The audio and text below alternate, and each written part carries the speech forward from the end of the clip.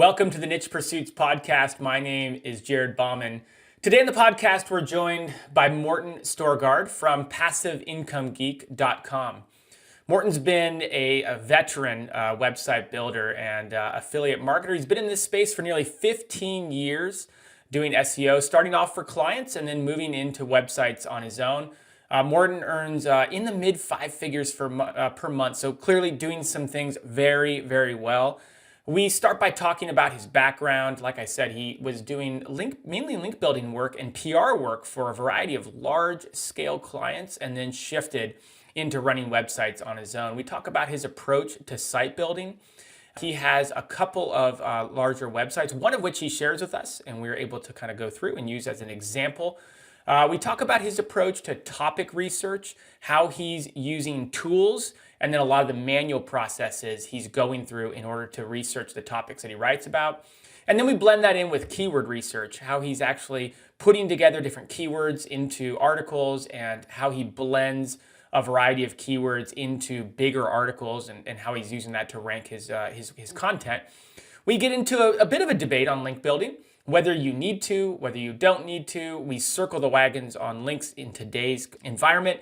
And I think what we really talk about that I think Morten does a good job of pointing out is that there's different cases for when you need to build links and different cases for when you don't need to build links. I certainly thought that he did a good job clarifying and adding a lot of context to the topic of link building.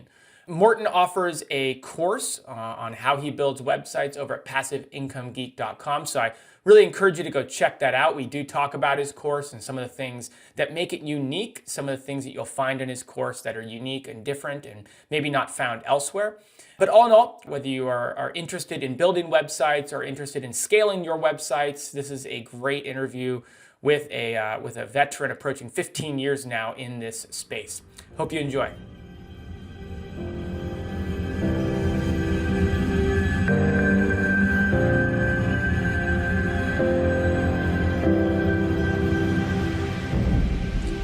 Hello and welcome to the Niche Pursuits podcast. Today we are joined by Morten Storsgaard from Passive Income Geek. Morten, how are you doing today?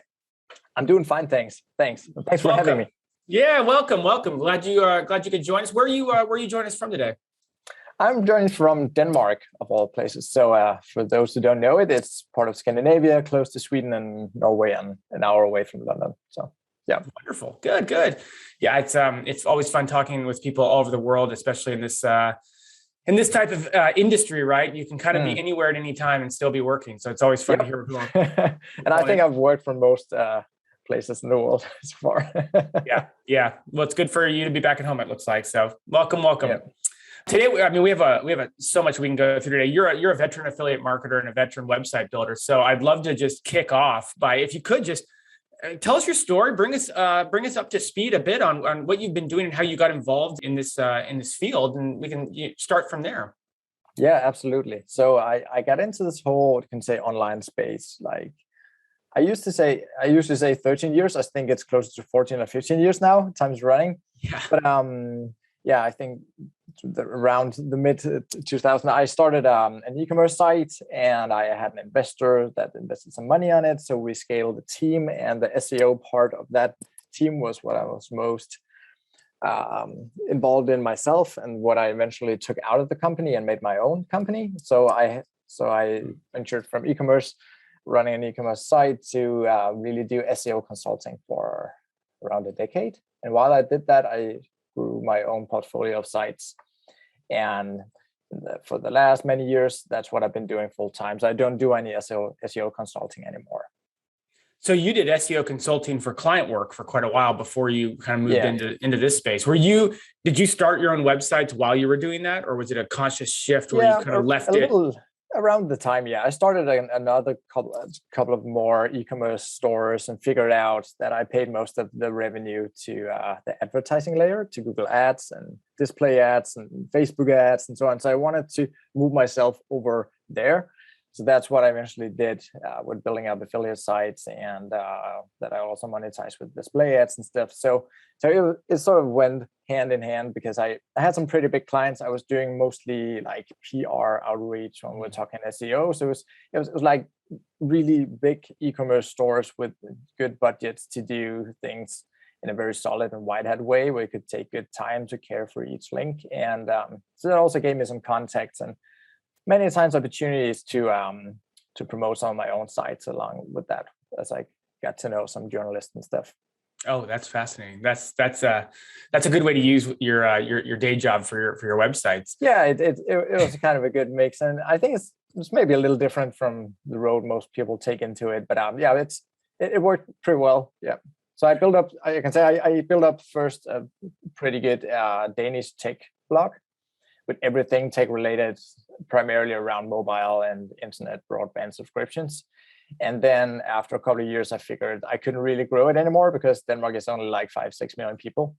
So I quickly started looking into the American market. And that was your first site? Yeah, that was the first like real site that really started to take off. I think I had 3-4 failures, like complete failures before that. So I was going to ask you, because it's interesting to hear that you went from, being SEO for client work into your own websites. I run an agency myself and do websites on the side. Yeah. And so I'm just curious, what was the reason to get out of that sort of work and into work for yourself? Was it lifestyle driven? Was it financially driven? Was it something about working for clients? Although it sounds like you had a great set of clients and a good set of opportunities there. Yeah, actually, I continued doing it much longer than I initially, or I could say that I had to. So my sites could actually sustain us for a couple of years before I pulled the plug on the last clients. So many of those clients were also good friends and really interesting clients, because as the clients got bigger, like there was some of the biggest players in Scandinavia. It was also a lot of fun to sit and mingle around with millions and millions of visitors and do optimizations there and just learn a lot from that. So until my sites hit a decent size, I decided to continue doing that. But I think the main motivation for me was to get more freedom. That was actually also why my wife and I started that first e-commerce store. It was really to get some more financial and geographical independence, and being tied to clients. They were totally fine with us traveling a couple of months at the time. I did client work from Thailand, from Chiang Mai, and from other places for a couple of months.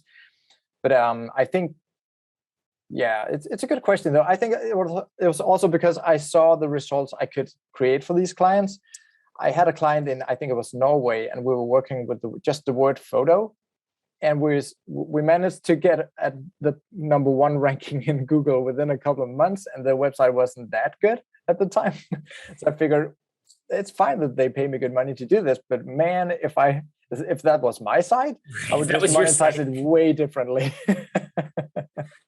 Oh, the opportunities missed. The opportunities missed. Yeah.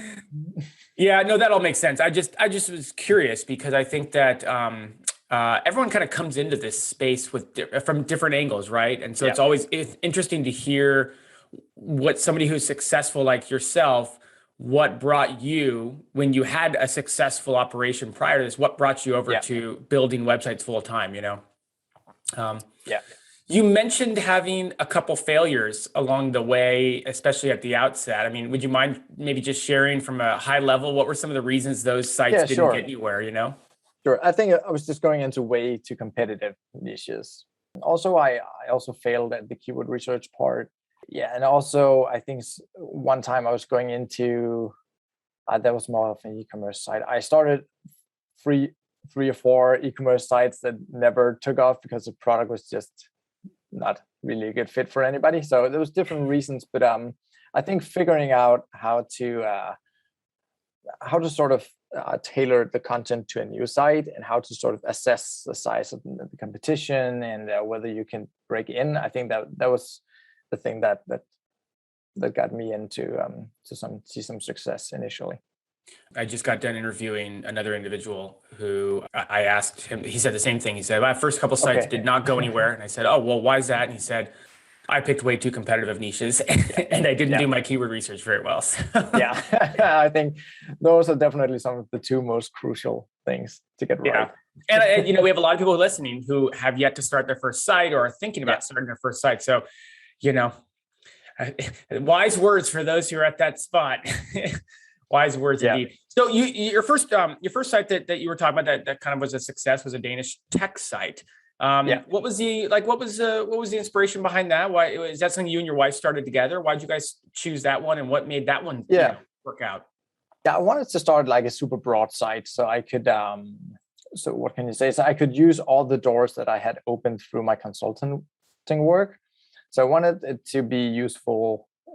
So it's really just the scope of the niche. You can say everything tech, what is not tech related. I mean, you can write about tech about anything, even if you have the site about whatnot. There's always some tech products you can tie into that niche. So that was the main reason there. Yeah, it was just a good fit with some of my major clients. Also, they could get mentioned and get some traffic from there as well. That's, I think that's something that I think a lot of people could get value out of hearing, because we spend so much time as website builders focusing on these really advanced link building tactics, these advanced ways to, automate an outreach process. And obviously, we could go on about that, but so many of us have a network of people that we know who either run their own websites or have access to their own network of websites. And if we all just looked a little closer in our pool of contacts and our network of relationships, especially when you actually focus on a website where you can enter a broad space and then get a lot of interest from other parties, that's a really good point. I think it's a good point to double down on. Yeah, it definitely made a lot of sense. And it also made it possible for me to get my site mentioned on some major publications. And that's definitely what got the ball rolling.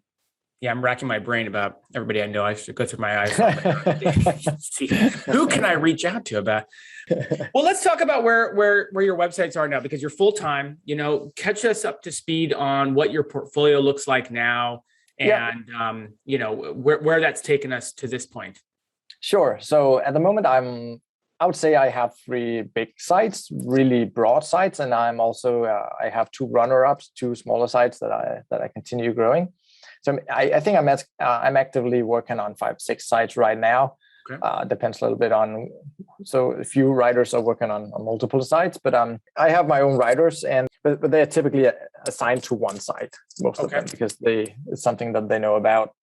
So that's what it looks like right now. A handful of sites. I'm trying to grow them into really big sites. They're all super, super broad niches. That's part of my strategy, because it makes it easy for me to pivot, and I never get stuck with the site. I never want to do that again, like my small Danish tech blog. That's not happening again.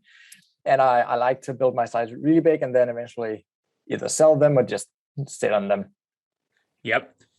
And let's talk about, just to give people some context, anything you're comfortable sharing in terms of broad numbers, what sort of maybe traffic or income range is your biggest site doing, or your collection of sites, if you want to roll them all up together, just so people have an idea of where you're at.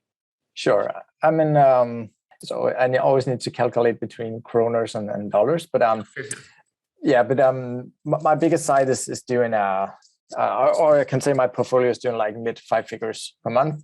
Oh, very nice. Very nice. And the vast majority is split between these 3 big sites, and one is a little bigger than the other 2, and then the smaller sites are a lot smaller. But I try to see like how broad I can go, and I also tested to see really to build like a super broad site. So I tried to build this female magazine. It's just about anything that women could be interested in. So it's as broad as possible, I guess. And then that's kind of just interesting too. So yeah.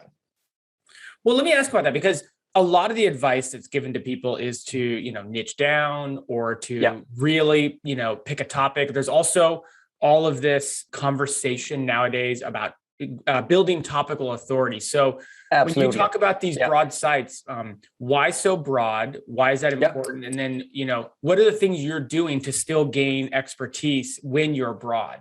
Yeah, I should definitely mention that I always start with a part of the niche. So I start pretty niche, you can say.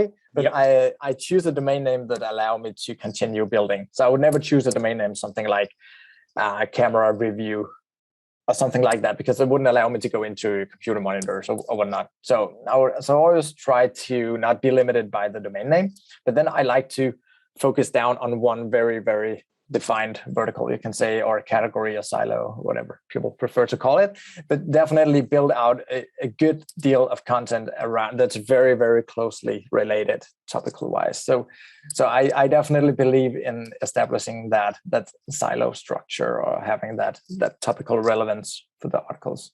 So basically, when you talk about broad, it's something that you've done over years and years and years of almost building out like mini silos for this niche. And then over time you become this very broad site because you've just built out so many silos of content around different topics that pertain to the overall. So it's mostly like future proofing it. So for example, my site Go Downsize that I also share on my YouTube channel. So it started out just writing about furniture really. And then we talked about tiny houses, these little things, cute things with wheels that people tow around.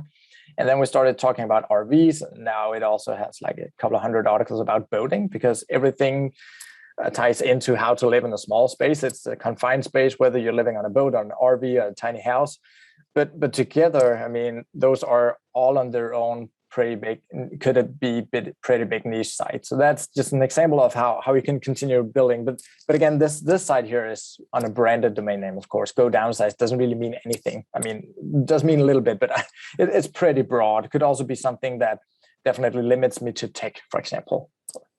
Okay, so that's a great example, because I was on Go Downsize before we did the interview, and I didn't know that you had started in furniture. That's fascinating, because you're right. I saw a lot of content about RVs, a lot of content about boating, and a lot of content about tiny homes. Those are kind of the three things that stuck out to me. So you started in furniture, and then how did you just walk through that as an example? How did you go from furniture and then know that it was time to move into other categories? Did you have a target with the furniture silo, if you will, before you moved on, or was it something that happened more organically? I'm really curious about that.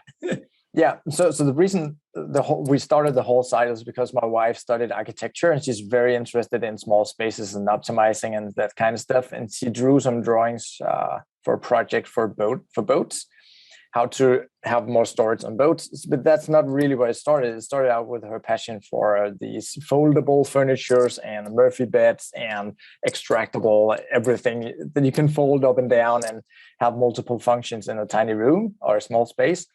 So really, it was more like a furniture, not a catalog, but more like really listing and mentioning furniture in a list post and stuff like that. And I just figured after a while, there weren't that many searches to be made or to target around. People were not looking that much for contractable tables or fold down furniture or stuff like that. So I ran out of topics pretty quickly. It was also many years ago. I think it's more trendy now. But back then, so we figured we should broaden it out. So we started writing about tiny houses. It was something that we were looking into a little bit ourselves. So there was definitely some passion for that as well. And I think we wrote 150 or maybe 200 articles around tiny houses. And then I figured maybe I could break into RVing. And then the same thing happened afterward with boating. So, yeah.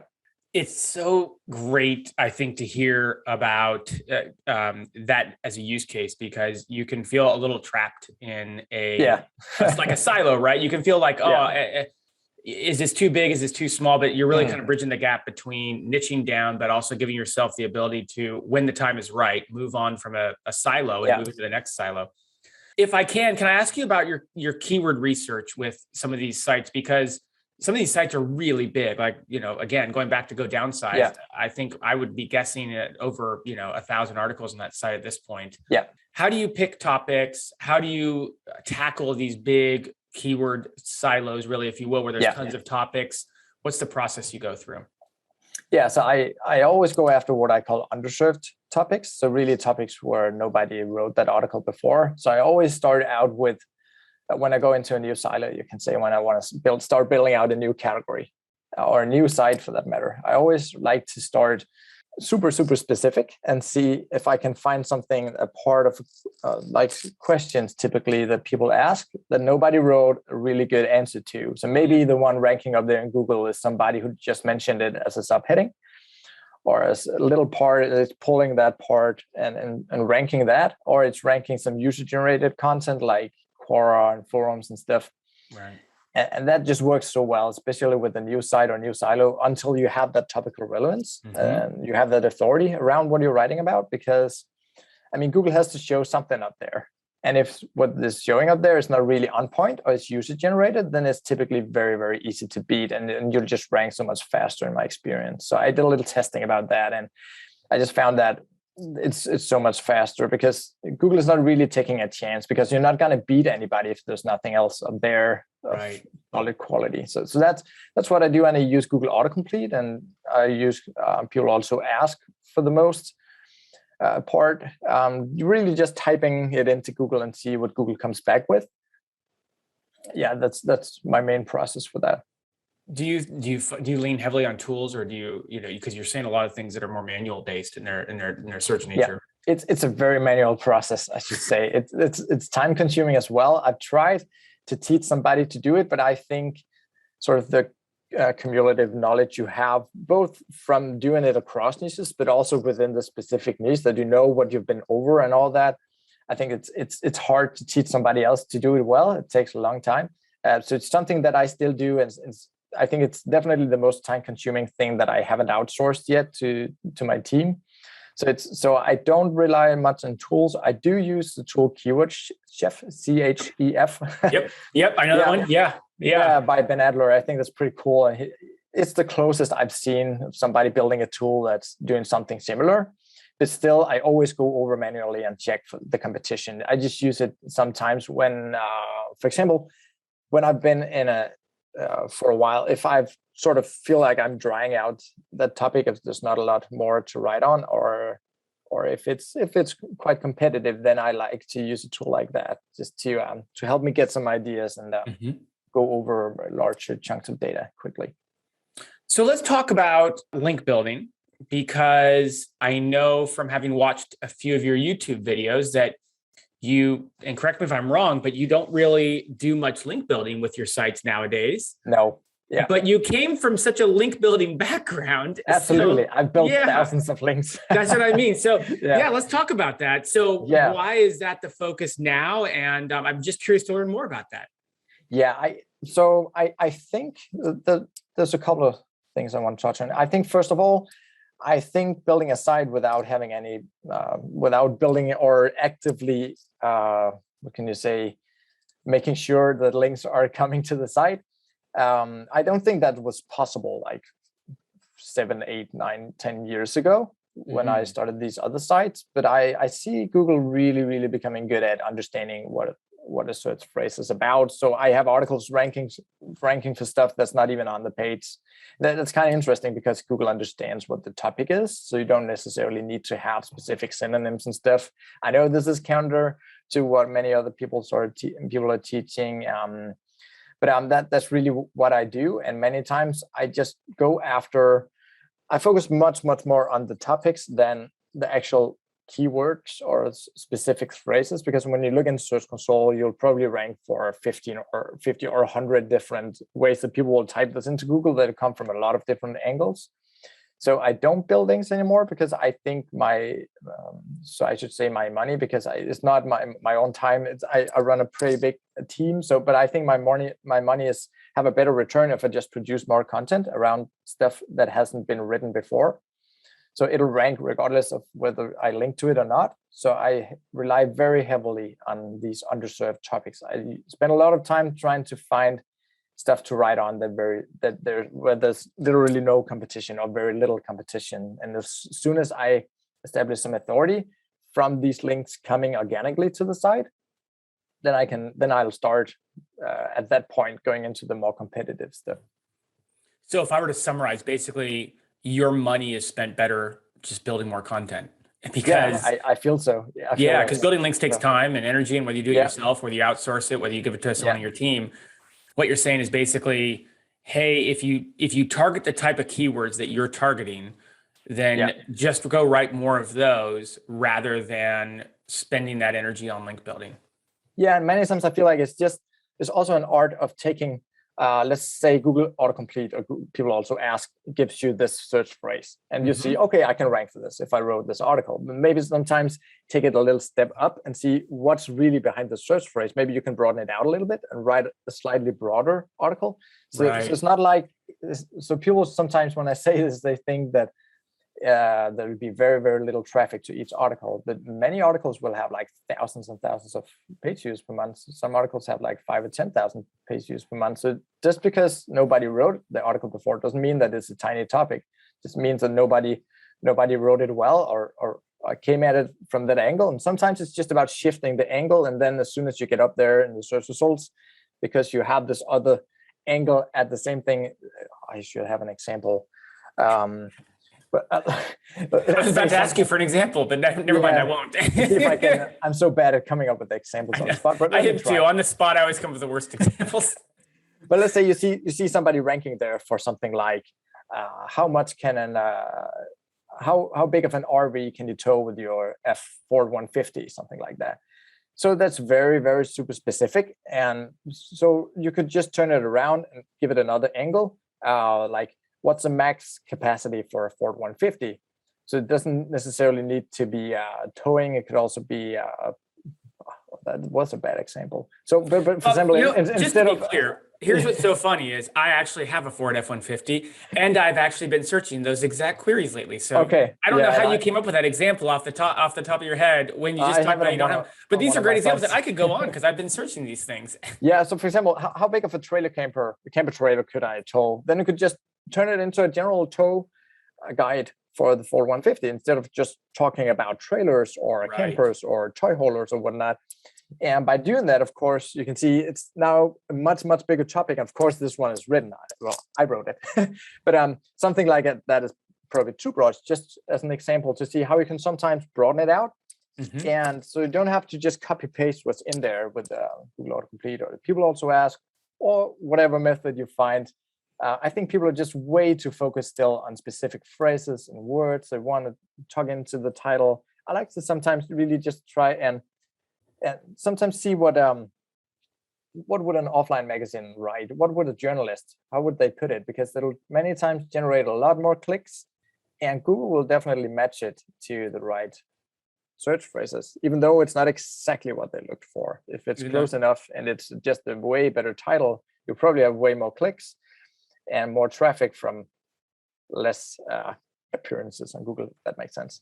Okay, I have 4 questions I wrote down that I want to come back. No, you're good. You're good. This is good. That's not and nothing to apologize about. I want to come back to them and I just finish up on the link building because I had one more question for you on link building. I mean, do you find that when you write in this style, do your sites basically not end up with many links over the course of time, but they still rank well because of the type of keyword research you're doing and the type of articles you're targeting?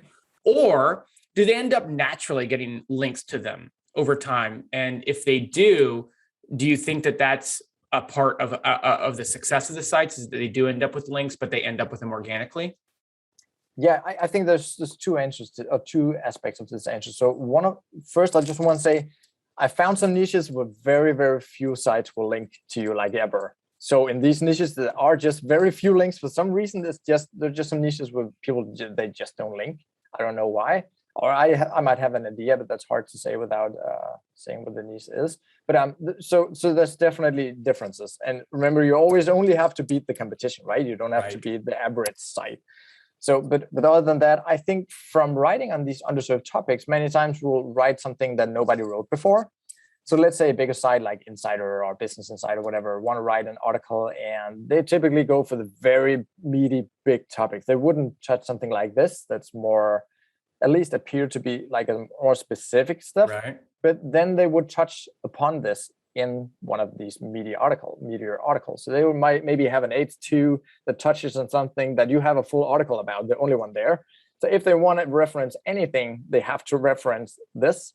So my sites are definitely picking up a lot of links, I think, because I write mostly about stuff that nobody wrote before. So they have to use me as a source if they want any sources on it. I think that's one thing. But also really, I also see some of my sites ranking with very few links because it takes a long time before these links come. I mean, up to 100,000 page views per month, they see very few links. And that's already really a pretty decent site. I mean, you can make a lot of money with 100,000 page views. So I definitely don't think the links are near as crucial as they were like 5, 6, 7 years ago. And once in a while, I see a site, student in my course, or just from a mastermind group, whatever, something where people show me a site with a lot of traffic and some really crazy rankings, and you would think that was impossible because they don't have like more than maybe just a handful of really strong links. So I think links are definitely becoming less important. Well, and I'm glad you mentioned it, because some of those, I mean, to hear you say things like, hey, yeah, the links do come, but they come later, and they really aren't the primary driver of success and traffic. And when you put 100,000 page views a month number on that, like, yeah, no kidding. If you can do what you do, get to 100,000 page views a month before links even really start to come in organically, clearly that's an indication that the links they do, are but not then the it'll driver. mostly be like just forums and Quora and all this stuff that I don't think really move the needle, because they're pretty easy to manipulate. Those are just, you can pay anybody on Fiverr to place links on forums and stuff. So the really good meaty links, they typically come later. But but who knows? But I think it's definitely less of a factor today. Yeah, I mean, I think to your credit, like to your point, I mean, I looked up Go Downsize, and boy, it certainly has a lot of links to that site, but that site's been around for a long time. And you talked about how that's a much bigger site. And so it only kind of goes back to kind of what you were saying. Okay, let's go back to some of this content type of stuff. You were talking about how you use Google Autosuggest and autocomplete and all these things. We were talking about the Ford F-150 topic. So this is something that I think a lot of people have questions about. And that is, when you're doing this style of keyword research and you're pulling out different queries, these long tail type of queries in Google, how do you talked about how to broaden it, how to take different topics and make them larger. How do you know which ones to make larger and which ones to just answer quickly in a short article? Yeah, I think I developed it, what can you say, the sense from seeing what ranks and really what sticks, and also from looking into Search Console and see what it eventually ranks for. Because sometimes you'll have an article pulling in, let's say, 500 or 1,000 page views. After it has done so for a little while, you'll be able to see all these different phrases. And then sometimes you'll just see something that's just much better than what you wrote, like a much broader question that it starts ranking for. You'll see, okay, it's actually pulling in quite a lot of impressions to this broader phrase. Maybe I should write an article about that. So that's definitely one way. I also do use tools. I do use Ahrefs also to see what other smaller sites are ranking for, and what forums and Quora and some stuff that I know I can beat what they are ranking for. And sometimes they'll rank for some pretty competitive stuff, something like a towing guide for a car or something like that. Could easily be something that a big forum for trucks could rank for. And then I just want to come at it from another angle, maybe, or just see if I can take that over, or maybe there's a big site up there and I want to go for the second or third ranking. And then I think, okay, the title is pretty bad. Maybe I can just make it way better. So I'll take that over. I don't know. Did that answer your question? It did. Yeah, no, it did. It's an open-ended topic, right? Like, I mean, how do you know? Well, sometimes you just have to do a little bit more research to figure it out. But I think it can definitely help if this is the first time people are doing this.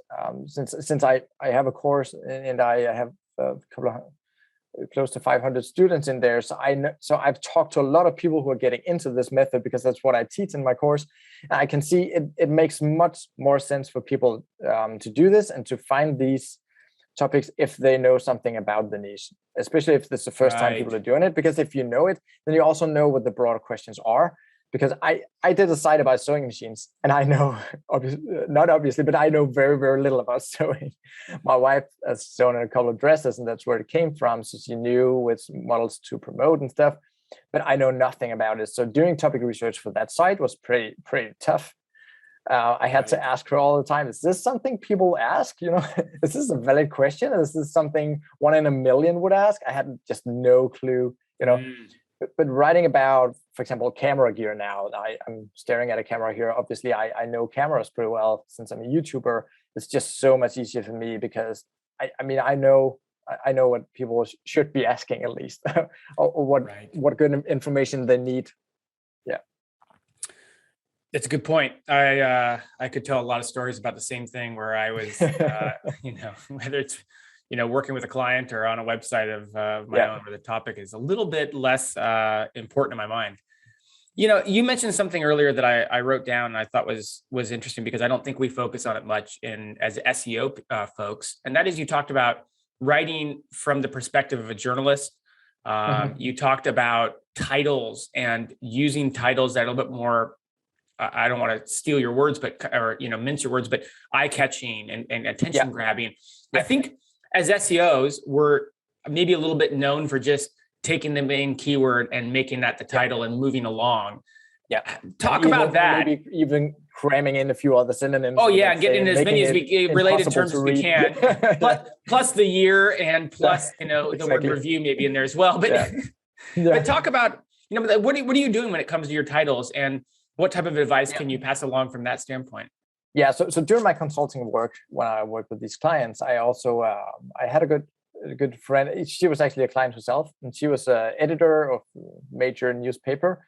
So I picked her brain a little bit about this and asked her how they write titles, how they also, she also writes title online in newspapers, how they get people to click on it, because she was not writing, we're not talking these super clickbaity 9 tips, number 5 you'll never believe. It's not that kind of stuff, but more just I just wanted to pick her brain of how do you do this? How do you figure out how to word this? Because they also have a limited word count and stuff.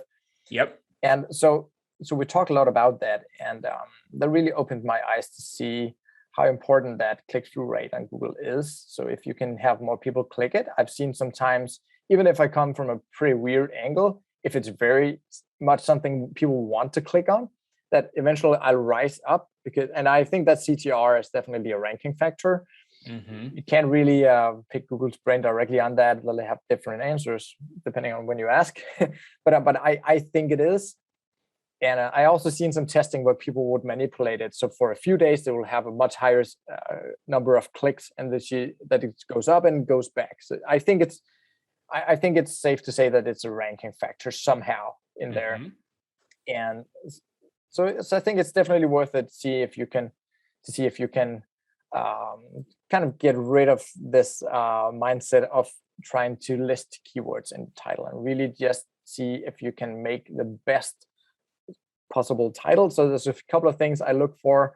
First of all, I want the reader, when you see the search result page, I want it to be super, super clear that this article has what you're looking for. Right. I like to what you call front loaded. That's a word she taught me, to have the most important words toward the beginning. Okay. So for example, instead of how much can you tow with the Ford 150, do something like Ford 150 : complete towing guide, because obviously you're looking for a Ford 150. That's the only thing I'm going to talk about in that article. So I'm not going to rank for how much can a Silverado tow or something like that. So I want that Ford 150 word to be toward the beginning. That's something she taught me. So it's just a way to really mess with that title until you think it's something that your mom and your sister would click on if they saw it on Google. That's okay. That's one good tactic right there to try. And the other fun thing is, obviously a lot of people love to test things, and SEO testing can be very challenging, but Google Search Console makes it really easy to test titles, because they give you your CTR and they give you your average position. And so you can go in and try a different title for a week and kind of, get some really good data. Whereas with other tests, in SEO, it can be harder to get some clean data to see what happens. So, well, I want to talk about your course in a little bit. I have some questions for you, and really the genesis of the course, because it is pretty new. But before we talk about the course, let's talk about scaling. It would be, I think I would be remiss if I didn't talk to you a little bit about scaling. You have sites that now collectively are in the mid, kind of 5 figures a month. You've clearly scaled that out. And how do you take some of these approaches that you are doing, and maybe speak to the person who has one site right now, or maybe has a site that is growing, but it's not going to grow much further until they figure out how to scale a little bit? Like, how do you scale out to get to that sort of level without losing a lot of the key components that make your site successful in the first place? Yeah, I think I sort of got forced into outsourcing because we had a son. I have Max, he's 5 now. Oh, congratulations. I have a 5-year-old. Thanks. Yeah, they're great. Yes, they And a lot of are. work. So Yes, when they I had are. him, I just wanted to work less. So I sort of, if I wanted to grow the company, I needed to work less. There was just no way that I could do everything. So until I had him, I had a very small team. And during the first year or so, I worked very little. And so I just really needed to hire somebody to help me. So first, I outsourced writing. I think that's definitely the first thing people should do. And the second thing is typically to have an editor, have somebody else publish what they write. I don't recommend giving writers access to publish directly to your site for several obvious reasons. So it's just to have some middleman in there to check that everything is all right. So I also did that, and then eventually I ran out of time just editing all day long, and so that's how I got into it. And I would say forcing myself or getting forced by myself to outsource has been such a huge driver for the company, for my company, because I think most of us is a jack of all trades. You want to do everything ourselves. Everything is interesting in the beginning. But as long as you do that, of course, there's just so much you can do, and just having to outsource. So I outsourced things pretty early on. As soon as I saw that what it could do, it was just.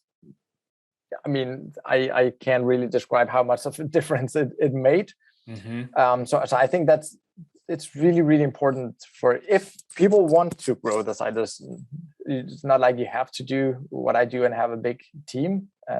You can always keep scaling, and there's definitely also a big point in figuring out why you're doing this, because I could also like 10 double what I do right now, and I don't want to do that. I don't want to have a bigger team because I still want to be able to play Legos with Max for a couple of hours in the afternoon. So I know that I also want my freedom and not work all day long. But I think if some listeners here, they never outsourced an article, just try that. Just try and outsource a handful of articles and see and try maybe 3, 4, 5 different writers. Sometimes you'll find a writer that's much better than yourself.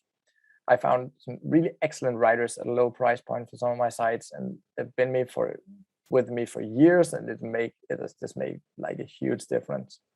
Where do you recommend people go to maybe find writers and Yeah. you know, where are you seeing be a good spot nowadays? Yeah, I think I've tried the most platforms like Fiverr, Upwork, and ProBlogger, and also sites in the Philippines and South Africa and Craigslist.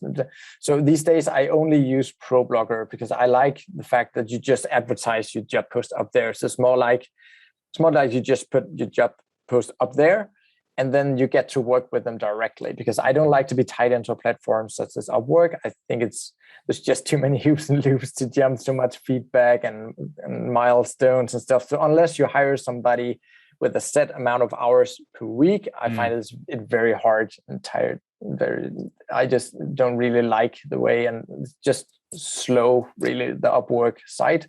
So there's really just Upwork if you want to do that. I think wasn't it like Elance, Odesk, and Freelancer turned into Upwork, I think. So there's not a lot else to go for if you want like a freelancing platform.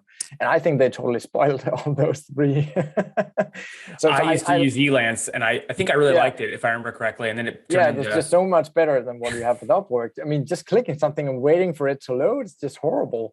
So I use ProBlogger because I want to work directly and not be tied into a platform. I have my own systems that I use with my writers. That's great. That's great. I've used ProBlogger before as well and had good luck. Good. Well, let's talk about your course. Let's talk about, I mean, so you're over at, you put together a course, you're over at passiveincomegeek.com. Yeah. And, you know, when did you start deciding to go into this space of education? I mean, you clearly have a portfolio that's successful and you're very busy. So what's the impetus for Passive Income Geek? It was 100% to get more network. So that's why I created the YouTube channel. And then I figured after a while, I should probably do a course. I do like to teach. That's what I did as a consultant for a decade. And I also, sometimes I would teach a whole class within companies to educate the whole marketing department. So I did that a couple of times, and I actually liked that. But it was getting pretty lonely to sit here in Denmark and do American websites. So I 100% went into the YouTube channel, which turned into me creating the course just to get more network. And I would say the money in courses is not that good. I could definitely make much more money from just continue building my sites, but that's just pretty lonely to do that. I really wanted to be able to pick other people's brain and get to talk. Now I'm talking to somebody like you and Spencer. That's really cool. I mean, I couldn't do that if I didn't somehow get out in public and share stuff. So yeah, so I figured I wanted to create a course because I thought that I had some unique perspectives to share. And yeah. Yeah, your YouTube channel is great as well. I was watching some of the episodes in preparation for this. I watched Thanks. you perfect the art of swatting mosquitoes in Venice. Yeah. And while you were doing a YouTube video, so Yeah. it was on location, and no, but it was. Yeah. I actually, there were several YouTube videos I was taking notes on while I was actually exercising, so I couldn't. I didn't have my pad of paper ready, so I had to go back and rewatch a few of them. But yeah, you've got the YouTube channel, you've got the course. What's unique about your course? What would you say separates, or what's maybe a unique differentiator, or something that you tackle in your course that people might not find elsewhere that they would learn? Yeah, so some things that I didn't find anywhere was the good process for selecting niches that you can actually get into that are not like super competitive, and also that it takes into account a lot of stuff like YMYL and stuff. Since I've been going into so many niches myself, I think I have a pretty good process for that now. And also for finding domain names, I have an Excel tool that I built that helped me snatch some good, really good broad domain names, because it's getting harder, of course, to find good domain names. Yeah. I really obsess over the domain names because I feel like that's the one thing you cannot never change. Of course, you can do that, but it's very risky to move a site with a couple of hundred page views, whatnot. So around the domain name, I think that's much, much more important than people make it in other ramp it up to be in other courses, because I feel like seeing that domain name there. So for probably 80 and 90% of your visitors to your site, to the type of site that I built, when they meet you on Google, they've never seen your site before. They don't know it. So you need them to click immediately and to trust that the domain name. So that's something that I spend a lot of time on, teaching people how to find a good domain name that's available, and also something that'll work and that they can grow with. And then also about content types. You can say types of articles. I have specific types that I invented myself that get me a good deal of traffic. I have something, if people want to see it, they can look on my YouTube channel, something I call the Army Ants method, where I combine a lot of smaller topics into a bigger article. And then I also have specific types of articles that I have seen that get me more links. So across my thousands of articles, I've seen where do I actually pick up links naturally, and then I try to turn that into types of articles that I can decide to have on all my sites. So I know that those will eventually probably get me some good solid links. So those are definitely some things that I think are unique. I was going to ask you more questions. I am curious, and this is somewhat related to your course and somewhat related to just your thoughts. We talked about your YouTube channel and its success and whatnot. Do you take some of those insights to your own websites, and do you build out YouTube channels and other social media efforts, or do you really try to just rely on SEO and organic traffic? Yeah, sometimes I will do a YouTube channel for a site, but mostly not. It's definitely not the case. In most cases, I do not. I just focus my time on writing more content, because I've sometimes, so for example, with Go Downsize, we have a pretty decent YouTube channel. I was going to ask about that.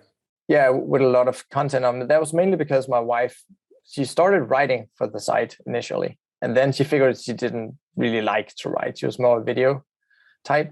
So she started the YouTube channel, and we did some home tours that really took off. And then she did that for a couple of years, and they got a lot of traction. But it didn't really send all that much traffic to the site. And so unless you have a course or what we call an info product or something, I think it's really hard to monetize a YouTube channel. I mean, the YouTube channel, it had a lot of traffic, but it only made like $1,000 per month. So it's like a fraction of what the website makes. So I wouldn't spend my own time doing it, but sometimes it can make sense. And it definitely gave us some branded traffic. So if it's if you know the niche, then, and if you're comfortable with the camera, you can very, very quickly produce some videos.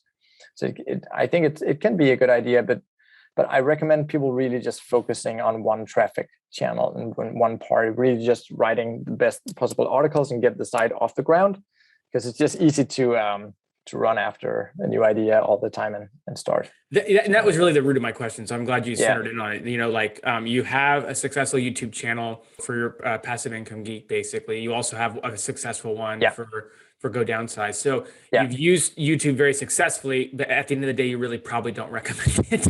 No, I mean, I only use YouTube for, I don't want to have a site about blogging. I think it's probably one of the most competitive spaces. You guys probably know that.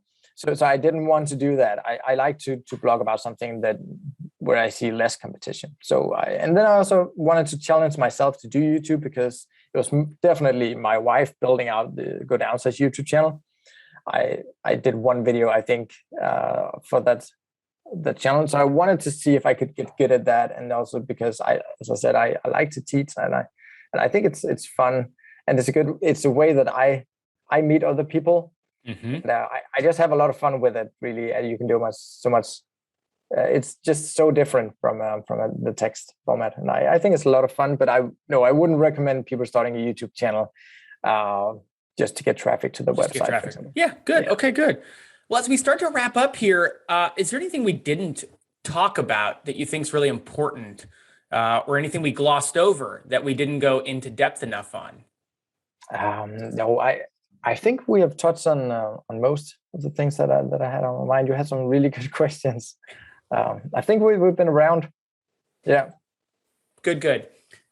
We should do a part 2 someday. I have all sorts of other questions. Okay, sure. Just let me know. Yeah, I'll let you know. I mean, I think it'd be so interesting to hear more from you, on some of these topics. Like, you had some sites in Danish, and then you started building US-based sites. You have obviously a wealth of background in a whole number of these topics that we could go into depth on. But at the same time, like, I think that you really shared some great nuts and bolts on how to practically go after these bigger topics and break them down. And we talked about link building. And I thought some of those insights were really good as well. So yeah, a lot of great stuff here. And maybe I should just quickly say that I'm definitely not against link building. I don't think building good links to your site will hurt your site. Some people hear me say that. It's definitely not the case. And I should be the first one to say that links are definitely moving the needle.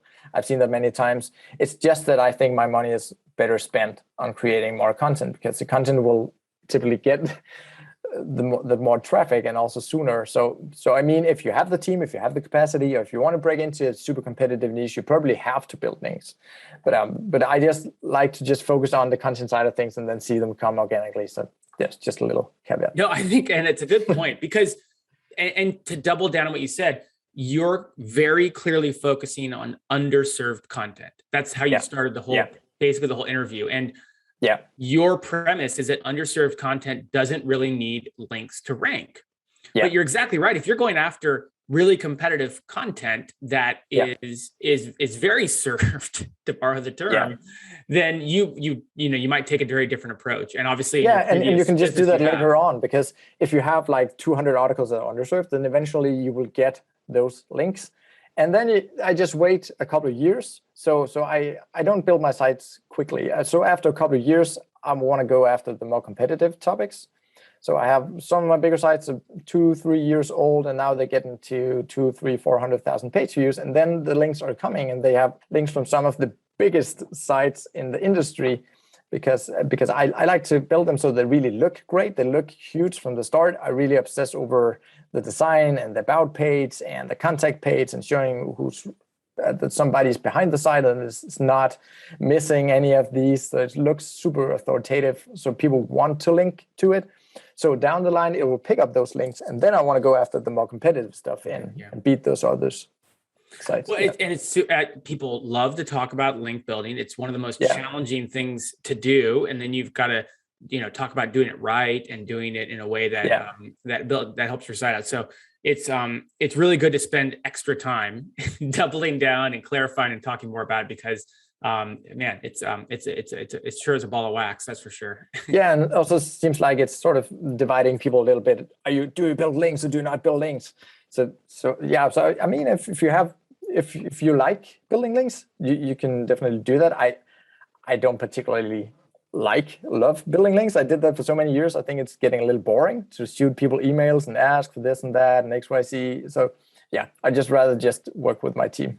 Yep, I think it's a great clarification. Now, let's see. So for more information about you and your course, people can go to passiveincomegeek.com and follow along there. And obviously we did talk about one of your sites, godownsize.com. And it's a really well done site. So people kind of want to get a better idea of some of the tactics that you're using. That's a good place to go and see them. And yeah, well, Morten, it's been a really great time chatting about websites and about your journey to building quite a few websites and where you're at now. Thanks for joining the podcast. Thanks. Likewise, Jared. And thanks again for having me. Yeah, we'll talk soon. Thanks again.